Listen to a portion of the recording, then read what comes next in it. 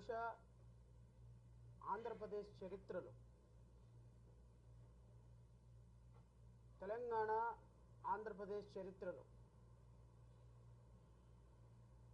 ఒక కమ్యూనిటీ గుండె పగిలినప్పుడు, గాయం అయినప్పుడు, రక్తం ఏరులై పారుతున్నప్పుడు, భావితరాలకి భవిష్యత్తు మృగ్యమైనప్పుడు ఎలాంటి ఆక్రందన అయితే వస్తుందో అలాంటి ఆక్రందనలో నుంచి వచ్చినటువంటి ఉక్రోషం, పౌరుషం ఎలా ఉంటుందో నిన్న గుంటూరు నడిబొడ్డులో ఈ రాష్ట్ర ప్రభుత్వమే కాదు యావత్ ప్రపంచం చూసింది. చైర్మన్ గారు చెప్పినట్టుగా దానికి వారో నేనో వారి మిత్ర బృందమో కారణం కాదు. దానికి ప్రధాన కారణం ప్రజలు, సోదరులు, మాల సోదరులు, అంబేద్కర్ వారసులు, దళిత జాతి సమాజం విచ్ఛిన్నమైపోతుందని ఆక్రోషంతో, బాధతోటి ఎవ్వరు ఏ విధమైనటువంటి సహకారం చేయకపోయినా, సొంత డబ్బులతో, తిండి లేకపోయినా ఎక్కడో 14-15 గంటలు ప్రయాణం చేసి రాత్రి 9:10కి మీటింగ్ అయిపోయిన తర్వాత కనీసం మంచినీళ్ళ ప్యాకెట్లు కూడా మేము ప్రొవైడ్ చేయలేకపోతే మా సొంత డబ్బులతో మేము జాతి కోసం ఏదైనా చేస్తామని చేసి వారి కష్టాన్ని మాకు ఒక ప్రతిరూపంగా చూపించి ఈ దేశంలో ఇంకా రాజ్యాంగం బ్రతికి ఉండటానికి మేము పోరాటం చేస్తామని మాకు స్ఫూర్తినిచ్చినటువంటి ప్రతి ఒక్క బిడ్డకి, అక్కడ చేరినటువంటి బిడ్డకి నేను కృతజ్ఞతలు తెలియజేస్తున్నాను. చైర్మన్ గారి తరపు నుంచి, వారి మిత్ర బృందం తరపు నుంచి. మేము చేసింది, మా పార్టీ చేసింది చాలా తక్కువ. ఏదో శ్రీరాముడు ఒక బ్రిడ్జి కడుతుంటే దానికి ఒక ఉడత సహాయం లాగా చేశాను తప్ప నిజమైనటువంటి సహకారం దేవి ప్రసాద్ గారి భుజాల మీద ఎత్తుకున్నటువంటి సంకల్పం, వారి మిత్రులు చూపించినటువంటి చొరవ, ప్రతి ఒక్క సైనికుడు లాగా పనిచేసినటువంటి ప్రజలు, అంబేద్కర్ వారసులు నిన్న సభ విజయవంతం అవటానికి ప్రధాన కారణమని నేను వ్యక్తిగతంగా భావిస్తున్నా. ఇలాంటి సభలు ఇది అంతం కాదు, నిన్నటి సభ ఆరంభం మాత్రమే. నేను రాజకీయ పార్టీలకి, ప్రధాన రాజకీయ పార్టీలకి నేను చాలా స్పష్టంగా నిన్న సభ నుంచి ఒక సమావేశం, ఒక మెసేజ్ పంపించాం. వ్యక్తిగతంగా చంద్రబాబు నాయుడు గారు అంటేనో, జగన్మోహన్ రెడ్డి అంటేనో, లేకపోతే పవన్ కళ్యాణ్ అంటేనో, లేకపోతే మోడీ అంటేనో ఎవరికి విభేదాలు లేవు. కానీ 70-80 లక్షలుగా ఆంధ్రప్రదేశ్ రాష్ట్రంలో, తెలంగాణలో 30-40 లక్షలుగా ఉన్నటువంటి ఒక పెద్ద కమ్యూనిటీ, కేవలం ఈ ఒక్క కమ్యూనిటీ గురించి మాత్రమే నేను మాట్లాడటంలా. ఎందుకంటే ఈ విజయోత్సవ సభలో నేను ఈ విషయాలు చెప్పడం కరెక్ట్ కాదన్న సంగతి నాకు తెలిసినప్పటికీ, ఈ దేశంలో నిన్న సుప్రీంకోర్టు ఆగస్టు 1వ తారీఖున ఇచ్చిన జడ్జిమెంట్ ఏ విధమైన రిప్లికేషన్స్కి దారి తీపోతుంది అనేది ప్రతి క్షణం ప్రజలతో మాట్లాడటానికి నేను ప్రయత్నం చేసే భాగంలో మాత్రమే ఈ మాట కూడా నేను చెప్తున్నా. రాష్ట్ర ప్రజలందరూ ఒక్కసారి గమనించమని కోరుతున్నా. ఈ దేశంలో షెడ్యూల్డ్ క్యాస్ట్గా ఆర్టికల్ 341లో పేర్కొన్న విధంగా షెడ్యూల్డ్ క్యాస్ట్లో 1108 కులాలను చేర్చబడ్డాయి. భారతదేశం మొత్తం కూడా 1108 కులాలు 29 రాష్ట్రాల్లో మొత్తం 40 కోట్ల మందిగా, రమారమిగా 40 కోట్ల మంది దళిత బిడ్డలు ఉన్నారు. ఈ 40 కోట్ల మంది దళిత బిడ్డలు నిజంగా గనక ఏదో ఒక రోజు ఒక తాటి మీదకి వస్తే ఈ దేశంలో రాజ్యాధికారం, బాబాసాహెబ్ అంబేద్కర్ కలల కన్నా రాజ్యాధికారం సాధించడం పెద్ద కష్టమేం కాదు. ఎందుకంటే ఈ దేశంలో సింహభాగంగా ఉన్నటువంటి 25% ఉన్నటువంటి దళిత బిడ్డలు ఒక రోజు ఒక తాటికి వస్తే ఖచ్చితంగా ఈ దేశంలో ఢిల్లీ పీఠాన్ని శాసించడం పెద్ద కష్టమేం కాదు. ఎందుకు కష్టం కాదనే మాట కూడా నేను చెప్తున్నా. 2014, 2019, 2024లో రమారమి భారతీయ జనతా పార్టీకి వచ్చినటువంటి టోటల్ ఓట్లు 2024 సెన్సస్ క్యాలిక్యులేషన్ ప్రకారం, ఎలక్షన్ కమిషన్ రిపోర్టుల ప్రకారం 23,72,59,000 ఓట్లు వచ్చినాయి.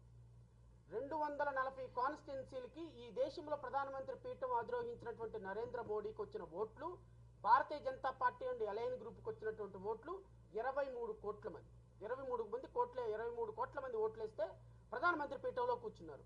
అదే 23 కోట్ల మంది ఏదో ఒక రోజున దళిత బిడ్డల్లో కనుక 23 కోట్ల మంది మనం ఒక పార్టీకి ఓటేస్తే, లేకపోతే ఒక మాయావతికి ఓటేస్తే, లేకపోతే ఇంకొక పార్టీకి ఓటేస్తే ఈ దేశంలో రాజ్యాధికారం ఎందుకు సాధ్యం కాదు ఈ దళిత బిడ్డలకు అనేటువంటి ఒక అప్రహెన్షన్ తోటి నిన్న జరిగినటువంటి ఒక ఆగస్టు 1వ తారీఖున ఇచ్చినటువంటి జడ్జిమెంట్ మాలలందరూ వ్యతిరేకిస్తున్నారు. మాలలు వ్యతిరేకించే పరిస్థితి కాదు ఇది. నేను అంతా సమాజం మొత్తాన్ని కోరుతున్నా. రేపొద్దున 1108 ఉపకులాల మధ్య, తమిళనాడులో 3 ఉపకులాల మధ్య తీవ్రమైన పోటీ ఉంది. ఆంధ్రప్రదేశ్ రాష్ట్రంలో మాలా మాదిగల మధ్య తీవ్రమైన పోటీ ఉంది. తెలంగాణ రాష్ట్రంలో మాలా మాదిగల మధ్య తీవ్రమైన పోటీ ఉంది. ఇక్కడ ఒకే సింపుల్ ఎగ్జాంపుల్ చెప్తా. ఆంధ్రప్రదేశ్ రాష్ట్రంలో ఉన్న ఇప్పుడు మాలలకి శత్రువు ఎవరండి? ప్రధాన శత్రువు మాదిగలుగా చూపించబడుతున్నారు. మాదిగలకి ప్రధాన శత్రువు ఎవరు? మాలలు చూపించబడుతున్నారు. అంటే ఈ రోజు రాష్ట్రాన్ని మొన్నటిదాకా పరిపాలించిన జగన్మోహన్ రెడ్డి శత్రువు కాదు మాకు. ఇప్పుడు పరిపాలిస్తున్నటువంటి చంద్రబాబు నాయుడు శత్రువు కాదు మాకు. శత్రువు ఎవరు అంటే ఇప్పుడు ప్రధానమైనటువంటి శత్రువు వీళ్ళ ప్రకారంగా మాదిగలు.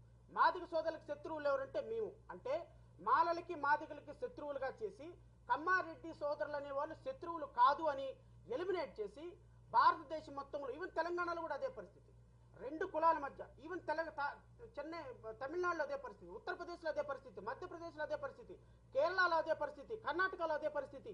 ఇలా రాష్ట్రాల్లో ఉన్నటువంటి ఉపకులాల మొత్తాన్ని కూడా విభజించేసేసి వీళ్ళు కొట్టుకుని చచ్చిపోయేటట్టుగా దేశంలో ఇంక ఎప్పటికీ రాజ్యాధికారం సాధించకుండా 40 కోట్ల మంది ప్రజలని 400 విభాగాలుగా విభజించినటువంటి అత్యంత దుర్మార్గకరమైనటువంటి జడ్జిమెంట్ ఈ జడ్జిమెంట్. ఇప్పుడు చెప్పండి, ఇది ఒక మాలలకే ఇబ్బందా, లేకపోతే బాబాసాహెబ్ కలల కన్నా రాజ్యాధికారానికి ఇబ్బందా? ఈ రాజ్యాధికారాన్ని సాధించాలి అంటే అందరూ ఒకటిగా ఉండాలని రిజర్వేషన్ పెడితే ఆ రిజర్వేషన్ మీ ఇష్టం వచ్చినట్టు పప్పు బెల్లాల్లాగా పంచుకోవచ్చని సుప్రీంకోర్టు చెప్తే ఒక భారతీయ జనతా పార్టీకి సంబంధించినటువంటి ఒక ప్రధానమంత్రి ఒక ఉపకులానికి సంబంధించినటువంటి మీటింగ్ హైదరాబాద్ లో పెడితే ఢిల్లీ నుంచి పరిగెత్తుకుంటూ అక్కడికి వచ్చి కూర్చొని పక్కన కూర్చోబెట్టుకొని వాటేసుకొని ఓదార్చినటువంటి చరిత్ర ఇంకో పోరాటానికి ఉందా? ఎందుకు అంటే మందకృష్ణ మాదిగ అనేటువంటి ఒక వ్యక్తిని అడ్డం పెట్టుకొని ఈ దేశంలో దళితులు రాజ్యాధికారానికి రాకుండా మోడీ పన్నిన పన్నాగమే సుప్రీంకోర్టు జడ్జిమెంట్ ద్వారా ఈ దేశ చరిత్రని మార్చడానికి అవకాశం ఉన్నటువంటి ఒక దుర్మార్గకరమైనటువంటి జడ్జిమెంట్ గా నేను అభివర్ణిస్తున్నా. ఖచ్చితంగా చూసే ప్రజలు కూడా దీన్ని అప్రిషియేట్ చేయండి. ఈరోజు ఎస్సీలకే వచ్చింది, కానీ ఈ జడ్జిమెంట్ ద్వారా ఆర్టికల్ 341 ప్రకారం అవకాశం లేనప్పుడు ఆర్టికల్ 342 ప్రకారం ట్రైబల్ పీపుల్ కూడా రేపొద్దున వర్తిస్తుంది.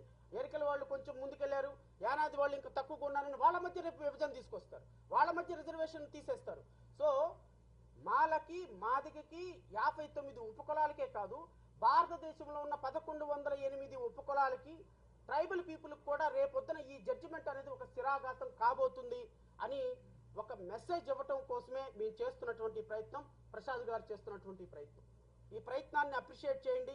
ప్రయత్నంలో లొసుకులు వెతకండి. నిజాయితీగా నిష్కల్మషమైనటువంటి మనసుతో ఒక బృహత్తరమైనటువంటి కార్యాన్ని తమ భుజాలకు ఎత్తుకున్నటువంటి దేవి ప్రసాద్ గారు వెంట నడవటానికి ఈ యావత్ దళిత సమాజం మొత్తం, అంబేద్కర్ వాదులు మొత్తం సిద్ధంగా ఉన్నారని అయితే నేను ఈ వేదిక నుంచి ప్రకటిస్తున్నా. ఇది పోరాటం ఇంతటితో ఆగదు సోదరుల. నేను ముఖ్యమంత్రి చంద్రబాబు నాయుడికి, ప్రతిపక్ష నాయకులు జగన్మోహన్ రెడ్డికి, ఈ దేశంలో రాష్ట్రంలో ఉప ముఖ్యమంత్రిగా ఉన్న పవన్ కళ్యాణ్కి, ఈ దేశాన్ని పరిపాలిస్తున్న నరేంద్ర మోడీకి చెప్తున్నా, 80 లక్షలుగా ఉన్నటువంటి ఉపకులంలో ఒక మాల సామాజిక వర్గాన్ని మీరు అవమానిస్తున్నారు. గుర్తుపెట్టుకోండి, వర్గీకరణ మీద మీరు ఒక్క అడుగు ముందుకు వేసినా అదే 100 అడుగుల అడుగుల్లాగా మిమ్మల్ని పాతాళాలకు తొక్కే అడుగు అయిపోతుంది. గుర్తుపెట్టుకోండి. ఈ రాష్ట్రంలో, తెలంగాణ రాష్ట్రంలో మాల సామాజిక వర్గం అనే మాత్రమే కాదు, దళిత బిడ్డలు కన్నెర్ర చేస్తే మీరు పారిపోయే రోజు ఒక రోజు వస్తుంది. ఈ పోరాటం ఇంతటితో ఆగదు. ఖచ్చితంగా దేవి ప్రసాద్ గారి నాయకత్వంలో ఢిల్లీ స్థాయిలో అన్ని జాతీయ పార్టీలను కలుపుకొని అతి త్వరలో ఒక రౌండ్ టేబుల్ కాన్ఫరెన్స్ ఏర్పాటు చేసి దేశం స్థాయిలో దేశం మొత్తం మా వైపు చూసే విధంగా, మేము చెప్పే ఆర్గ్యుమెంట్ ని వినే విధంగా, ఒక ఇంటలెక్చువల్ కమ్యూనిటీ ఏ విధంగా ఆలోచిస్తుంది, రాజ్యాంగం ఏ విధంగా విచ్ఛిన్నం అయిపోతుందని ఖచ్చితంగా వారిని సంప్రదించిన తర్వాత ఢిల్లీ స్థాయిలో ఆజాద్ని పిలుస్తాం, అంబేద్కర్ మనవడిని పిలుస్తాం, కలిసి వచ్చే అతువులు పార్టీ వాళ్ళని పిలుస్తాం, ప్రతి ఒక్కరిని అందరినీ ఏకం చేసి ఢిల్లీలో ఒక రౌండ్ టేబుల్ కాన్ఫరెన్స్ పెడతాం. వీలైతే ఢిల్లీలో ఒక ధర్నా చేసే కార్యక్రమం కూడా ఆలోచన చేస్తున్నాం. అవసరమైతే మా సెగ ఢిల్లీ తాకే విధంగా, ప్రతి ఒక్క గుండె చప్పుడు వినే విధంగా మేము ఒక అద్భుతమైనటువంటి ప్రణాళికని ప్రజల సహకారంతో, మేధావుల సహకారంతో, అంబేద్కర్ వాదుల సహకారంతో, రాజ్యాంగ పరిరక్షణ సహకారంతో దేవి ప్రసాద్ గారి నాయకత్వంలో ముందుకెళ్ళటానికి ఒక రాజకీయ పార్టీగా నేనైతే రెండు కళ్ళ సిద్ధాంతంలో లేను. ఎందుకంటే నాకు సంబంధించినంత వరకు రాజ్యాంగం ప్రామాణికం. రాజ్యాంగం ఇచ్చినమైతే అది మాలకి మంచిది కాదు, మాదిగలకు మంచిది కాదు. రేపొద్దున క్రిమిలేయర్ సిస్టమ్ వచ్చి, ఫస్ట్ జనరేషన్ రిజర్వేషన్ వచ్చి, మాదిగ సోదరుడు ఉద్యోగం కోల్పోతే ఫైట్ చేయాల్సింది నేనే, ఫైట్ చేయాల్సింది ప్రసాద్ గారే, ఫైట్ చేయాల్సింది రామారావు గారే, ఫైట్ చేయాల్సింది మల్లేశ్వరియే. సో రేపు మాదిగ సోదరులకు వచ్చినా, మాల సోదరులకు వచ్చినా, ఈవెన్ రాజ్యాంగంలో హక్కులు కోల్పోయిన ఏ కమ్యూనిటీ వారికి వచ్చినా ఫైట్ చేసేదానికి మేము రెడీగా ఉన్నాం. కారణం, we love constitution, we respect constitution, we respect Ambedkar ideology, because Ambedkar constitution is not ruling only for the SC/ST people, it is for the country. 140 కోట్ల మంది యొక్క హక్కుల్ని కాపాడే రాజ్యాంగం విచ్ఛిన్నం కాకుండా చూడవలసిన బాధ్యత మా మీద ఉన్నది. ఖచ్చితంగా దీన్ని మేము ముందుకు తీసుకుపోతాం. ఢిల్లీ స్థాయిలో మా పోరాటం కొనసాగుతుంది. And last but not least, Delhi వేదికగా, హైకోర్టు వేదికగా ఎవ్రీ స్టేజ్లో ఖచ్చితంగా ఎంపెరికల్ డేటా తయారు చేయకుండా, క్వాంటిఫైబుల్ డేటా తయారు చేయకుండా, స్టేట్ యాక్షన్ జస్టిఫై చేయకుండా, సుప్రీంకోర్టు జడ్జిమెంట్ని పూచి తప్పకుండా ఇంప్లిమెంట్ చేయకుండా గనక చంద్రబాబు నాయుడు అడుగు ముందుకు వేస్తే ఎవ్రీ స్టేజ్లో రాజ్యాంగబద్ధంగా, న్యాయబద్ధంగా కోర్టులను అప్రోచ్ అవుతాం, వీధి పోరాటాలు చేస్తాం, రాజకీయ పోరాటాలు చేస్తాం. అవసరమైతే